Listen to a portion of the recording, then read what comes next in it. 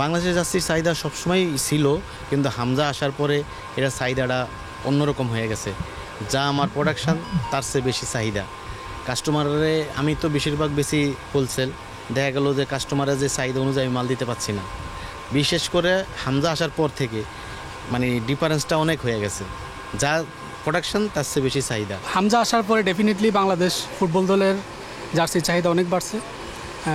পাশাপাশি আগে তো ছিল, কিন্তু এখন অনেক বেড়ে গেছে। হামজা আসার পর থেকে আমাদের বাফুফের যেই জার্সির চাহিদাটা এটা খুবই ভালো হয়েছে। এখনও আমাদের চাহিদা খুবই ভালো আসতেছে, এবং উনি যেদিন থেকে আর কি বাংলাদেশে আসছে ওদিন থেকেই আমাদের বাফুফের জার্সিটা খুবই চাহিদা বাড়ছে আর কি। হামজা আসাতেই যদি এরকম চলে, আর যদি উইন হয় দল, যদি ইন্ডিয়ার সাথে আমাদের বাংলাদেশ বাফুফের টিম যদি উইন হয়, তাহলে তো আর কথাই নাই। ওয়ার্ল্ড কাপ বিশ্বকাপের মতো যেরকমের জার্সিগুলি অন্য দেশের জার্সিগুলি যেভাবে চলে, আমাদের জার্সি ওইভাবেই চলবে।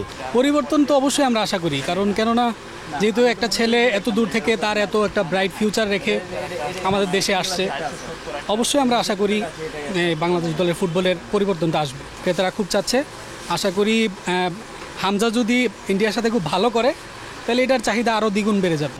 আশা করি উনি এক ম্যাচ খেলার পরে চাহিদা আরও বাড়বে অবশ্যই, কারণ উনি বাংলাদেশে আসছে এটা শুনি বাফুফের যে ফুটবল খেলার যেই ভক্তরা তারা খুবই জার্সির চাহিদা করতেছে।